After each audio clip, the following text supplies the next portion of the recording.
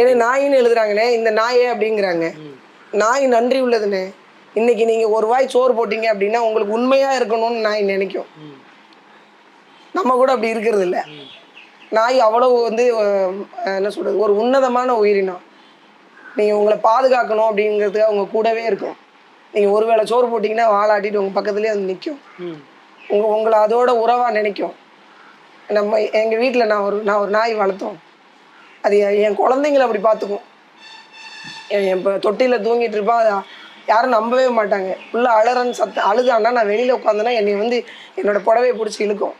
இந்த மாரி குழந்தை அழுதுன்ற மாரி ஏதோ அது சொல்ல வரல, இழுக்கும். அங்க உள்ள வர சொல்லி கூப்பிடும். இல்ல அப்படின்னா, அது அது பல்லாலே அந்த ஊஞ்சல இழுத்து விடும். ஆட்டி விடும். அந்த மாரி பார்த்துக்கும். என்னைய நாயின்னு எழுதுறாங்க. நாயின்னு எழுதுறதுல நான் பெருமை தான் கொள்றேன். நாய் நன்றி உள்ளது, உண்மை வாய்ந்தது. யாருக்கு